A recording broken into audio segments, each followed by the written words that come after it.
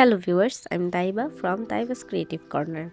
গত ভিডিওতে আমরা ফ্লাওয়ার পেজটি এই পর্যন্ত কমপ্লিট করেছিলাম, অর্থাৎ চতুর্থ লাইন। আজকে আমরা ফিফথ লাইন থেকে শুরু করব।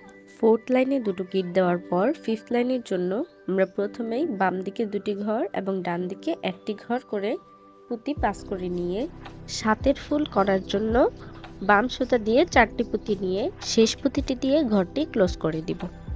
এভাবে প্রত্যেকবার তিনটি করে ঘর কমন নিব ডান সুতা দিয়ে এবং সাতের ফুল হওয়ার জন্য বাকি তিনটি করে পুঁতি নিয়ে নিব। এভাবেই পঞ্চম লাইনটা কমপ্লিট হয়ে যাওয়ার পর ষষ্ঠ লাইনে আমরা দুই ঘর কমন নিব এবং পাঁচের ফুল তৈরি করব।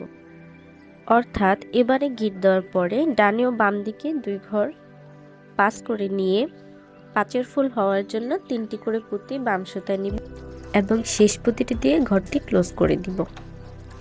এভাবে দুটি করে ঘর কমন নিয়ে পাঁচের ফুল হওয়ার জন্য বাকি পুঁতিগুলো বাম সুতায় নিব, অর্থাৎ দুটি পুঁতি নিতে হবে এবং শেষ পুঁতি দিয়ে ঘর ক্লোজ করে দিব। এভাবে আমরা আমাদের সিক্স লাইনটাও কমপ্লিট করে নিব। এদিকে সিজন পরিবর্তনের ঠান্ডা লেগে আমার অবস্থা 12টা বেজে গেছে, ভয়েস শুনেই হয়তো বুঝতে পারছো।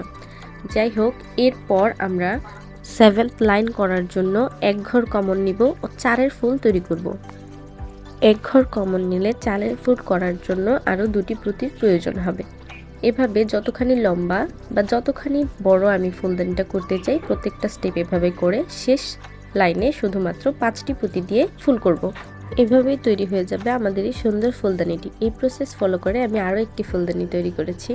স্টেপগুলো ফলো করে তৈরি করলে আশা করি তোমরাও খুব সহজে সুন্দর করে নিজের ঘরের জন্য তৈরি করে নিতে পারবে। আশা করি ভিডিওটি তোমাদের পছন্দ হয়েছে। ভিডিওটি ভালো লেগে থাকলে এবং এমন ভিডিও পেতে আমার চ্যানেলটি সাবস্ক্রাইব করে পাশেই থেকো। ধন্যবাদ।